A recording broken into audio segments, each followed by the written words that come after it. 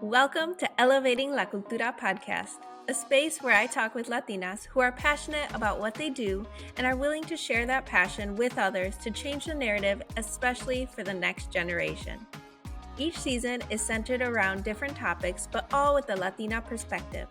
Welcome to Season 7. I'm so excited to share these stories and hope they will offer encouragement, wisdom, and be something that you can relate to. So vámonos, and let's get into it. Hey, I have been looking forward to this episode since the first time I met Izzy.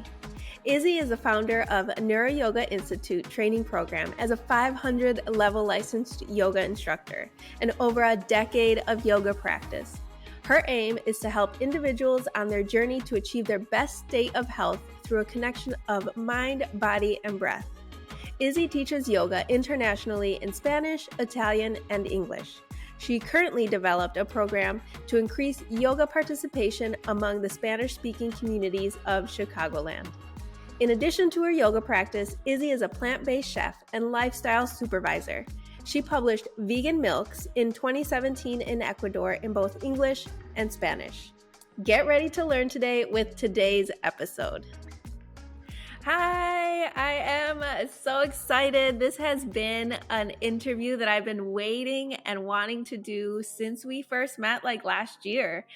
I am chatting with Izzy today, and I'm just so excited to get into the conversation. Whenever we hang out, we connect immediately, and we have really vibed when we do anything together. So I'm going to let you introduce yourself.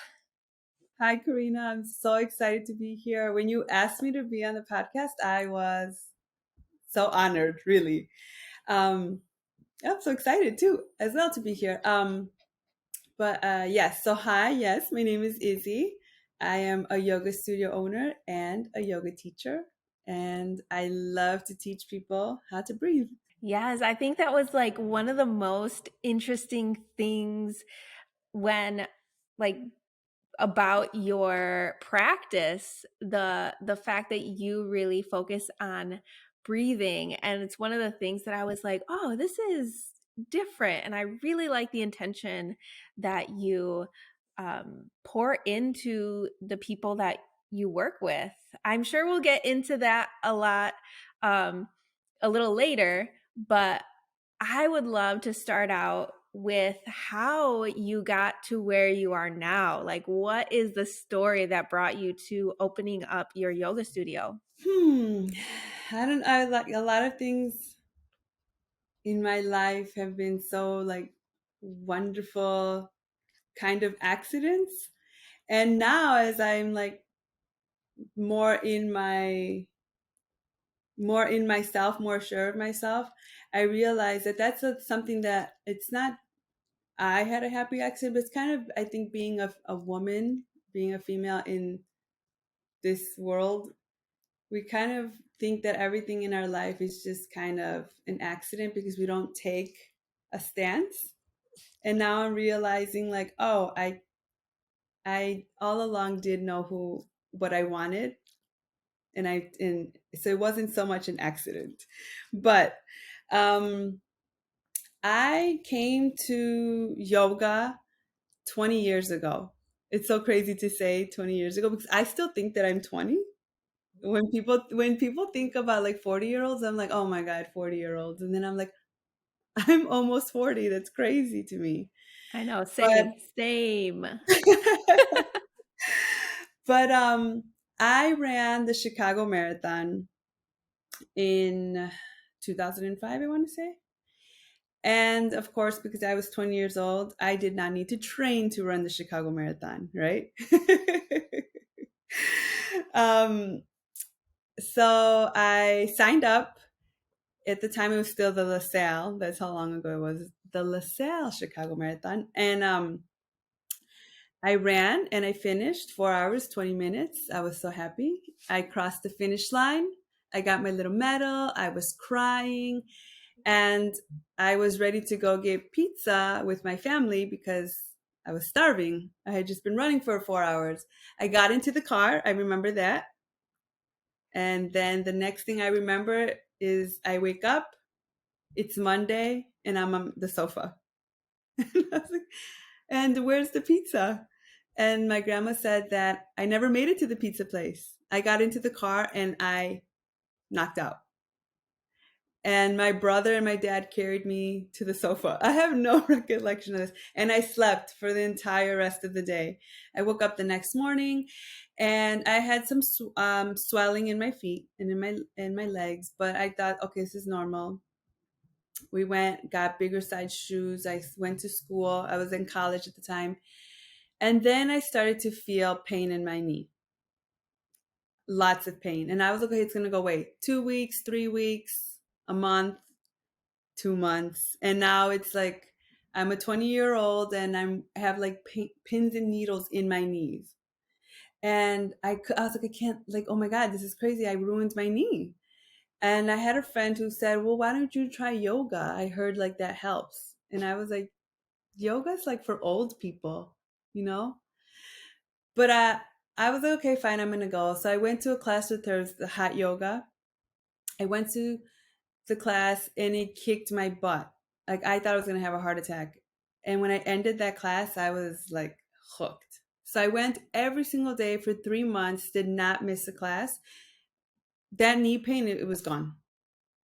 The knee pain was gone. But then as I continued the practice and I got more, I felt like there has to be more to yoga than this. It's not just the postures. And so I really do like hot yoga and I think all yoga is good, but they are very focused on the postures, as most yoga studios are in our culture. And I think it's just a cultural thing. It's nothing against any yoga studio, but as I was there, I started to ask questions like, why do I feel this way when I'm doing this pose? And what's this feeling and what's going on? And the teachers were just like, I don't know. I don't know. Because as I came to learn, most teachers are not trained in like the psychology and the spiritual and the philosophy of yoga. It is very much a postures practice. And I went down the path that I'm on, that I've been on ever since. So I started to learn and really uncover. It was kind of like me starting like my own therapy as I went through my yoga practice and figuring out like, why do I feel angry when I do that posture? And when I do that posture that's making me angry, oh, I'm moving my hip. And what's happening with my hip and what does the hip represent? And I just really learned so much about myself. As and this just took a long time. So it was like I started when I was 20. So when I was 30, I was like, wow, I didn't know I carried so much emotional pain. I didn't know I had anxiety.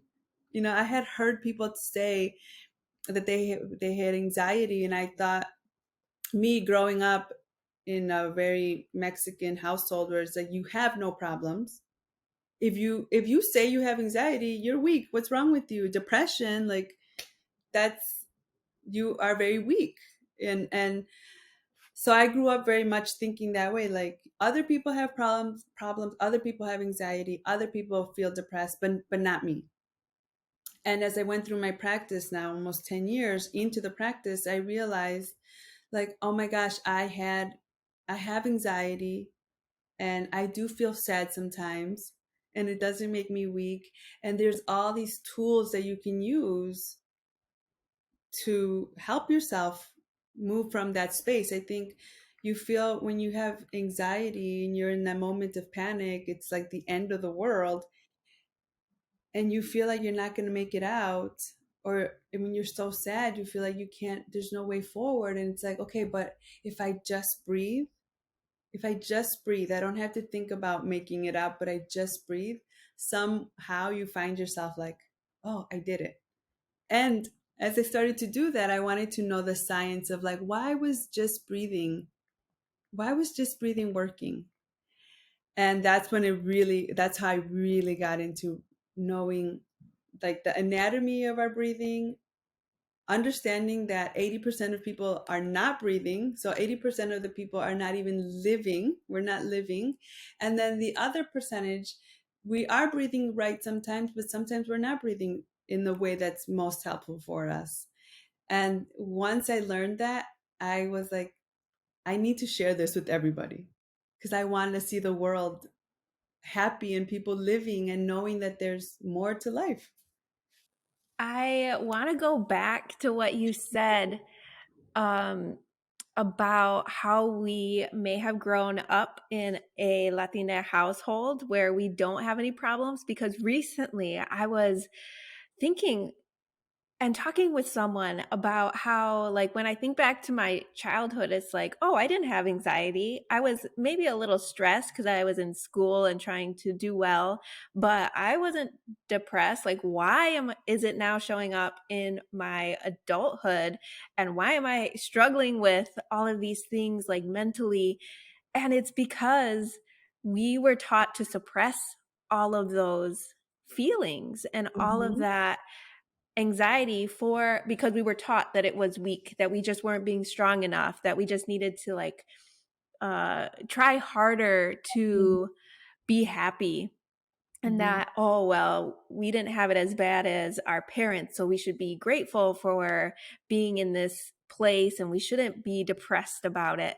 And all of those feelings have been like pushed down, but they're still inside of us somehow. Like they will eventually come out either like emotionally or physically. So I love that you said that when you started doing more of this work in your own life, you were realizing where like you were feeling some of those past emotions, and sometimes it has to get worse to get better. Like you have to be aware of all of these, what people and we've been conditioned to believe are negative emotions, but they're really just human emotions, Emotions, yeah. like the anxiety, depression. We're actually like feeling all of that stuff now in our adulthood. And I love that you have brought that into your practice. And I think back to when I was introduced to yoga, and I took a yoga class and I had no idea what I was doing. And I felt it was in a predominantly white area. And so I felt very out of place because I did not have, like, I didn't look like all the other girls Mm-hmm. there. Everyone else was doing all the moves. They were, like you said, focused on the posture. And I was like, I don't know if this is for me because I don't feel like I relate. Like, I'm not like it, I just didn't feel like what other people were telling me it should feel like. And Right. I think that's because it was like that lack of connection, that lack of knowledge of what yoga can really do for people and your mental health and your anxiety. It's not just a an exercise. Right. Um And so I love that you, like, when I met you, I was like, what? I never heard of yoga being like this in tuned to my body, and that I could actually benefit from it, or like it could help me emotionally. And so I love that you really talk about that piece. So I'm curious to know, like, how you've taken your education and this love of yoga and kind of combine that.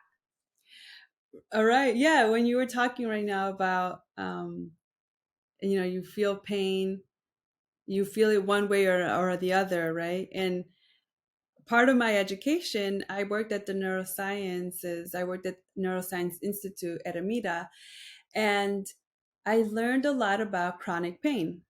And so we're seeing a big, in the last 20 years, this big movement of people feeling pain, and it's no longer like acute pain. So acute pain is like you dropped a hammer on your toe, yikes, and you broke your toe. That's acute pain. We know that you broke we know that you broke your toe with the hammer, and we know that you're probably going to feel pain for what, 2 weeks, right? And then after that month period, there's a percentage of people that are still feeling pain. And now they're feeling the pain in the ankle, or they're feeling it in their knee. They're feeling it somewhere else. They're feeling it in their back. That's chronic pain. And I mean, we could talk about like the business big pharma portion, which why they pushed chronic pain.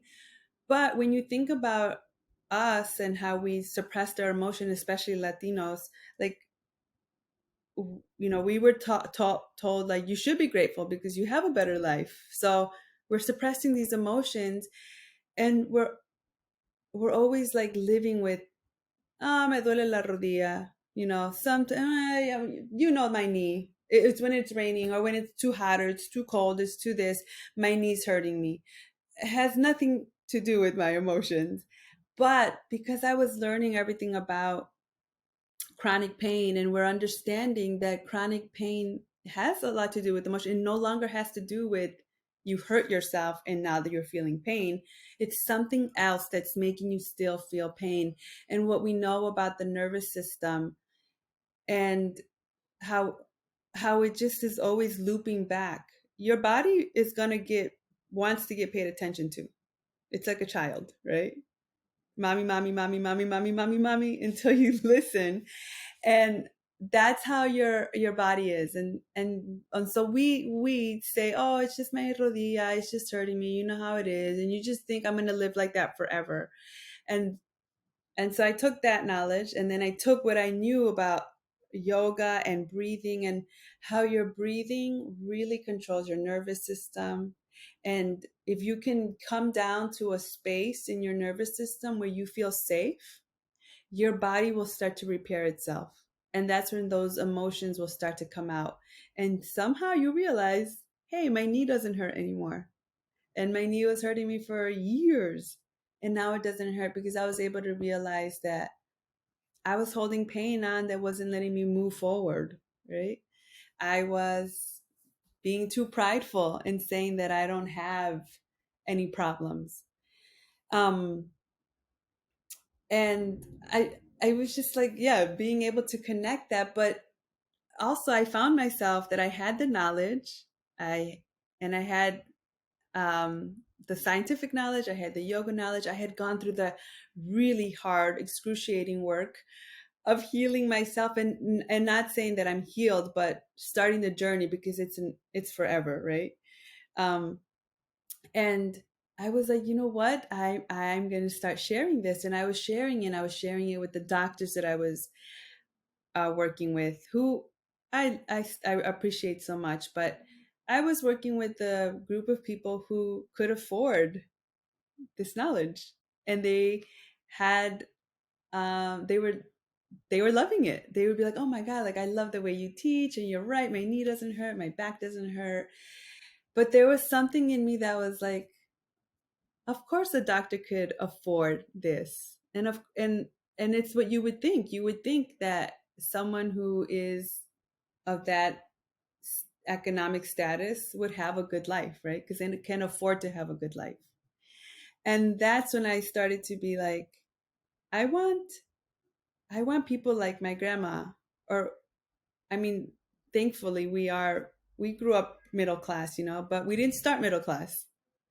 And I remember seeing my grandma and her struggles and how hard she worked.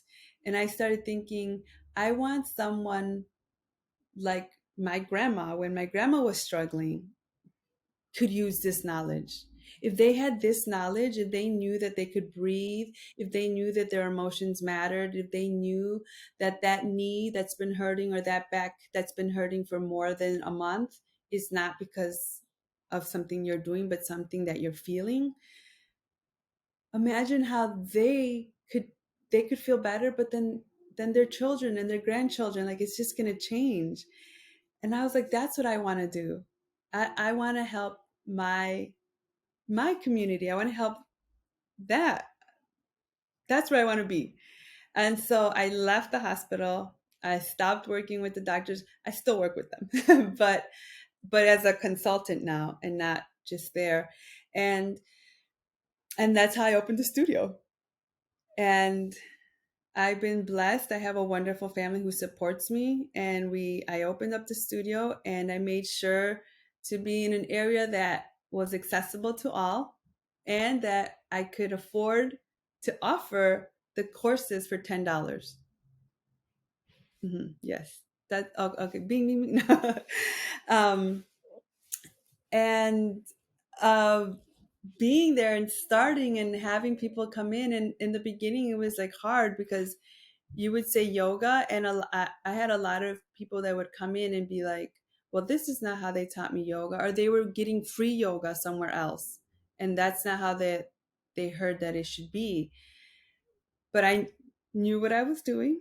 Like, I know what I have to offer, and I just kept going.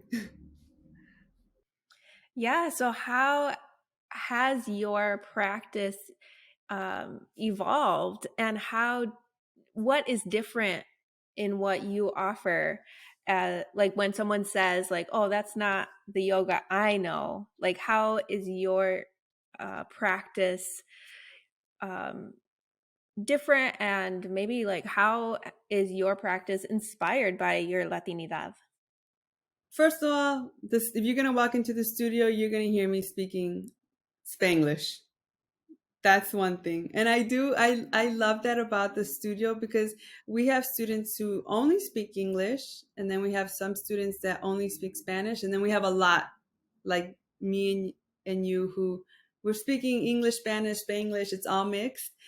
And sometimes I'm sitting there and I'm like, "Oh my God, I just spoke these two languages that I grew up with, and everybody understood what had to be done." It's amazing. So that's one that's going to be so different, right? But in terms of what you're actually going to be practicing, I always tell people go do a workout, but this here is not a workout. So our class, and they're sweating, so they're like, "What are you talking about?" Because I can barely breathe. But I I really center on learning how to breathe, learning how to be in your body, and learning that you have control over your body. And you can do that through your breath. So we do in the studio, we help with alignment, because that's one of our biggest responsibilities, is making sure that you don't injure yourself and that you don't compress your spine. That's why I called it Neuro-Yoga. We talk a lot about making sure that you have that space in your spine and creating the space in your spine. Because if you have a happy back, then you have the opportunity to have a happy life, right? If you have a problem in your back, you're not going to be too happy. So that's our number one principle. But then after that, it's like, okay, now that your alignment is doing well and you're feeling good, let's check in on that breath. And how is your breath always messaging your brain, and what messages is your breath sending to the brain, and what's the brain receiving and sending back? And I explain all this in my classes, which has been so nice. To A lot of times we think that this medical terminology is reserved for doctors and nurses and people who work in the medical field, but you can come into a neuro yoga class and I will tell you the scientific name of it, and then the lay people's way of using the term, or how it relates to your everyday life, right? So we talk about neuroplasticity, and it's a big word that's being put out in the last decade, but it's the idea of like your brain can restructure itself. You can mold your brain in a different way, and the way that you do that is by the signals that your brain is sending to your body or within itself, right? And your breathing is a way of sending signals. And so if your breathing is always very fast, you're always sending the signal that you're under attack, you're in danger. And so your brain tends to be more compact, because it needs to just survive, right? And in class, we talk about, okay, now let's change that breathing. And as you change that breathing, you slow down the breathing, you start to actually use all your muscles that are meant to be breathing muscles, like your diaphragm, your abdominal muscles, your intercostal muscles. As you begin to move those muscles, they send your breathing deepens, and it sends a message to your brain that says, we are safe. We are safe here. And when you're safe, you are safe to create, you are safe to digest, you are safe to repair, you are safe to relax. All those things that science now tells us are good for you and that they lead to a healthy, long life, to longevity. You can get that through your breathing, right? And so you send the signal, and as that signal gets sent up to your brain, the more you do it, the more those signals get sent up to the brain, the more the brain says, oh, okay, this is the new route. This is the new way we need to be. And so the brain starts to create a new pathway, right? It's kind of, you think about it, it's kind of like if I'm in Chicago and I'm always going to go out to, I don't know, Gurney. Back in the day, that would have taken you a really long time to do it on the side streets and all that stuff. But because there was such a big influx of people going from Gurney to Chicago, Chicago to Gurney, they made the expressway, right? And now it's really fast to get to and from either part.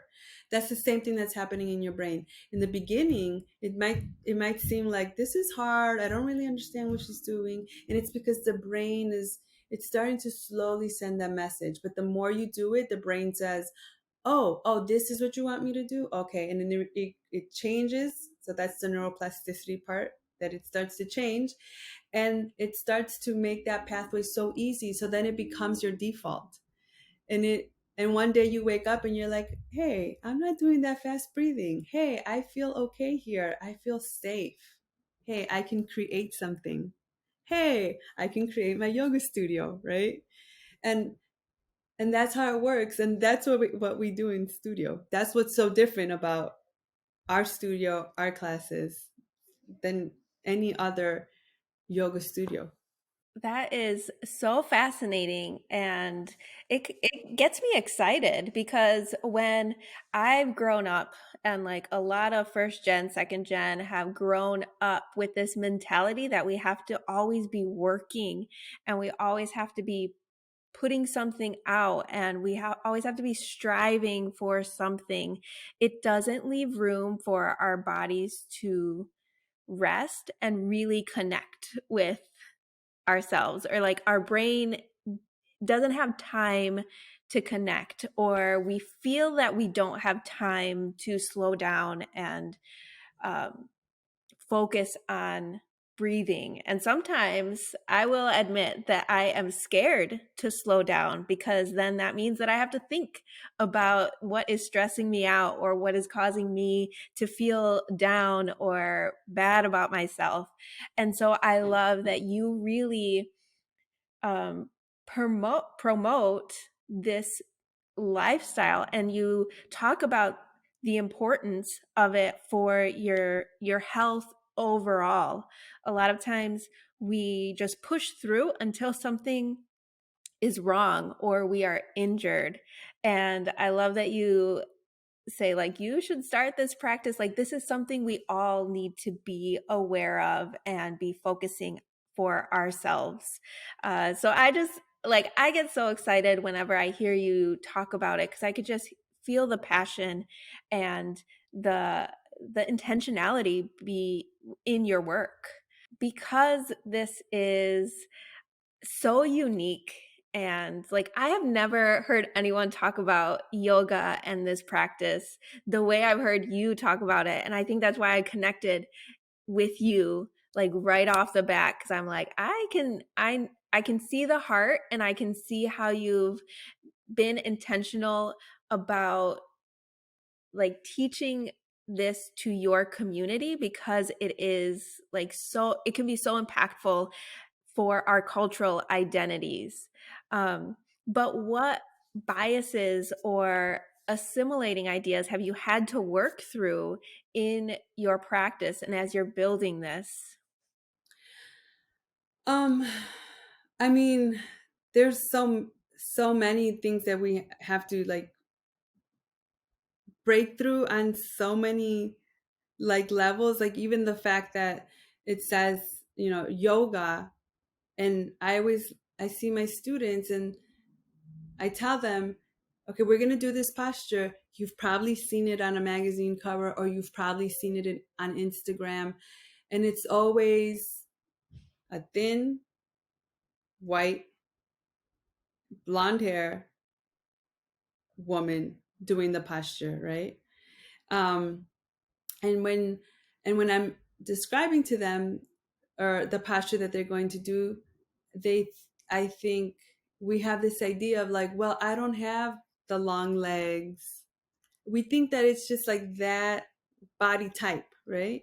And it's like, no, that, not just those types of bodies deserve to feel good, and not just those types of bodies can do those postures. And I think once I tell them, look, change the alignment, do this, do that, look, pay attention to your body, and they see themselves in the posture, then it's like, I didn't know that I could do the posture. I really did think it had to be like that certain type of look of a body for me to be able to do it. So that's like the first one that I feel like I have to like learn to flow around that one. And another thing is this idea of yoga empowering you, because we come from, not only, I think because of who we are as Latinos, that we've always been conquered. We have this idea of, I can't I can't be responsible for myself. I must be so like so bad, so what do they call us? Salvajes, so savage. I must be so savage. Like I need somebody else to tell me how to do. I need someone else to tell me who I am and how I should be. And yoga really is a practice of getting to know yourself on the inside and coming out. And I have had people come and say like, I heard yoga is like the devil, or like it's so bad. And I say, that idea comes from outside. It's mostly like religions that tell these people that you shouldn't do yoga. But I'm like, but when you think about it, it's because it's really learning to know who you are and coming outside into the world. And I was like, and I think a lot of people are afraid of their own empowerment. And I think because I have a gentleness about me, and I think it's from the practice of yoga, um, I'm able to help the people come in and see like that you can do it and you can be empowered, and you are not wild, you are not savage, and you are actually really amazing, you're really good, and the world needs your light. And I think that that's been one of the greatest like joys of for me, to see my students like open up and light up and realize how good they are inside. And to, especially for us, because a lot of my students are Latinos or people of color, for them to see themselves so bright, empowered, is one of the things that, those stereotypes that we have to break down, or those biases that we have to break down. And when you think, now that I'm thinking about it, I'm like, maybe that's why we have this idea of like wellness is for a certain type of people, but the wellness industry is not for my type of people. But no, it is for us, because we also deserve to be empowered, and to be well. Yes, I think that that's a lot of conditioned ideas from marketing, because we haven't seen ourselves in those types of campaigns to think that like this is also for us. Like like you said, like, oh well, that pose is not for this specific for my body type, like I can't do that. And I love that you said that your approach is gentle, and I think that is really something that is approachable for someone who has not even tried this before. um, so What advice do you have for someone who is like hearing this and is like, maybe I should try this? Like how can we work on ourselves to actually get to a class? I definitely think that you should try it. And if you've been thinking before, like I want to do yoga, but you hear of like hot yoga, or you see people in their little crop tops and their little leggings, and you're like, okay, I can't go to a yoga class looking like that, so I'm just not gonna go. Which, you know what? I want to share that one with you guys. When I started yoga, that was for me too. Like, I would see like the people coming in with their uniforms, their outfits looking really, really nice. And remember, I started yoga when I was 20 and I went to college and I had to pay for my college. So I was not really well off, if we could say, for those first 10 years that I was practicing yoga. And I would go in like any shorts and t-shirt that I could find. Like I was never matching. I didn't have any outfit. Like it looked like a pajama sometimes what I was wearing. But like I said, after I practiced for a while, like I knew there was something more.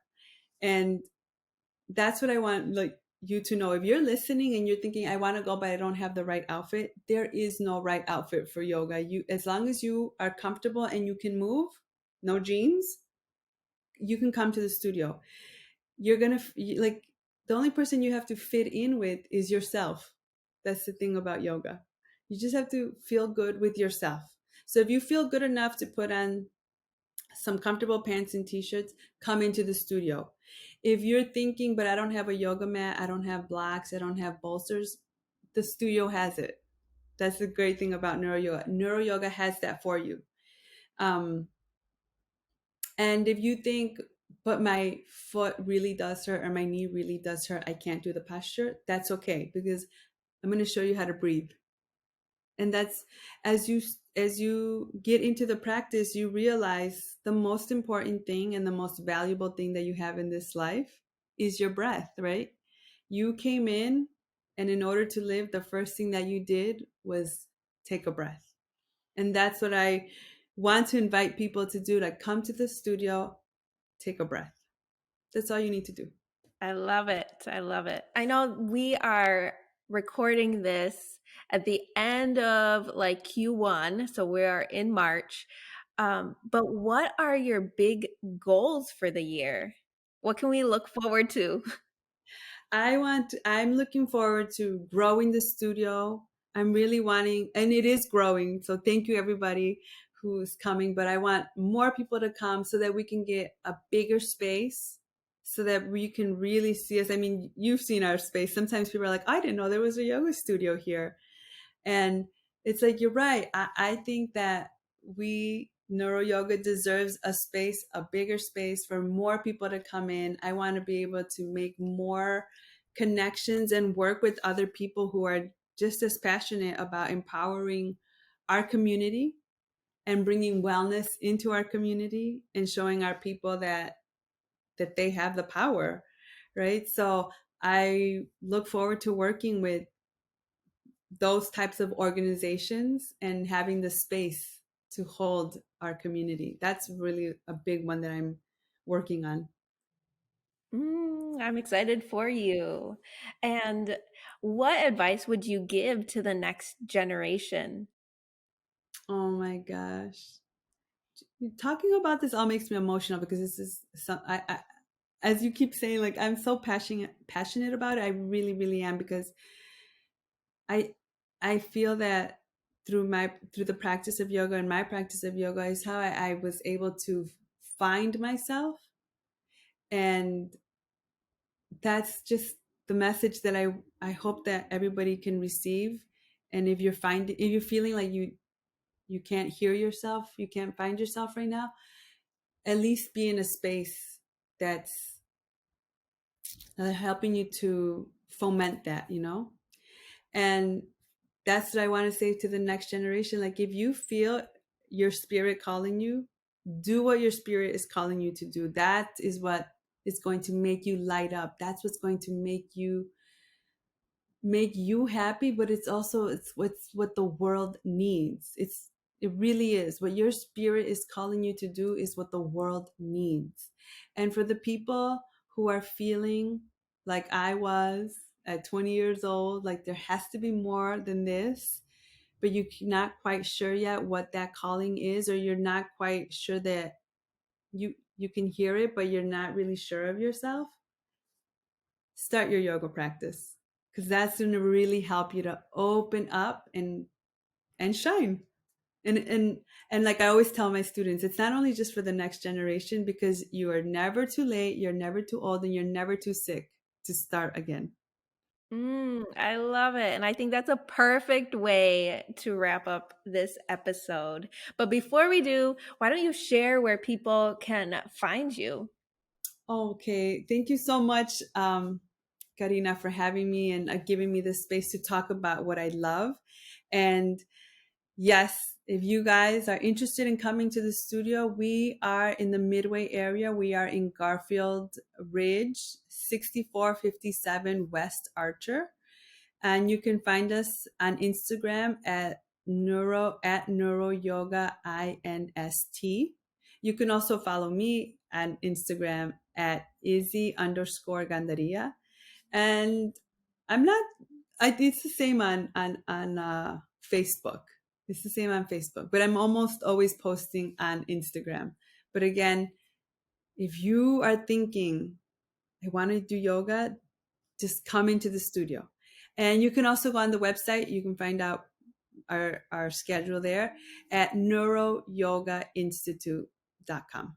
Awesome. And this is just like a little bonus question, but you're always posting about finding hearts. And I find it fascinating how you can find love and these heart messages like in anything from a hole in your shirt to like a leaf on the ground. I'd love for you to just share a little bit more about that. Like, how does that happen? I really do think that the universe loves us.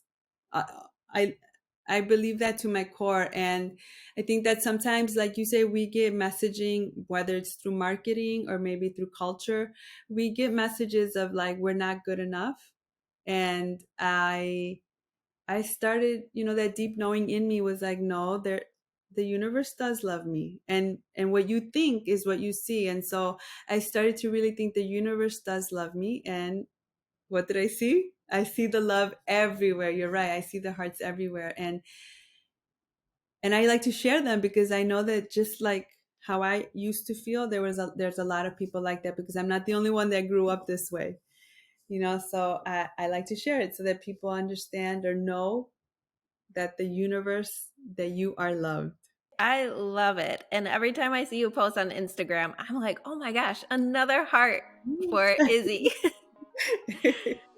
That's Yeah. awesome. Well, thank you so much for this conversation. I always love talking with you, and I love the passion that you have for what you do and then also for your community. So I'm so grateful for you sharing your story.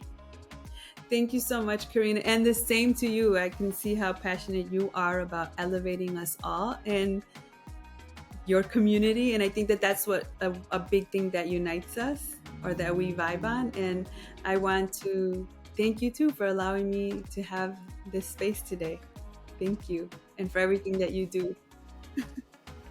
Perfect. Well, I'm sure we will see each other soon. But until then, I will say goodbye. Bye. Okay, the marathon story still shocks me every single time I hear it, that she ran a marathon without training. Anyway, I will say that since our recording, my husband has been taking her yoga classes twice a week and did her breathwork workshop. He was having some anxiety and some rapid heart rate, and her classes and workshop has done wonders for him. He said he has learned so much about himself since learning how to breathe better. So if you haven't started following her yet, follow her on Instagram, check out her studio, and join a class. And if you haven't yet, please join the Elevating la Cultura Comunidad on Facebook, where we can continue the conversations we have on the podcast. Okay, amigos, There'll be a new episode every Tuesday, so after you listen, feel free to take a screenshot to post on Instagram and tag at Elevating La Cultura or send me a DM. You can also comment on this YouTube video if you're watching online. I always like to hear from people and how they resonate with the stories that I share. So leave a review on Apple Podcasts so we can get more ears listening to these stories and we can continue elevating La Cultura. All right, enjoy the rest of your day, afternoon, evening, whenever you're listening, y nos vemos next week. Bye.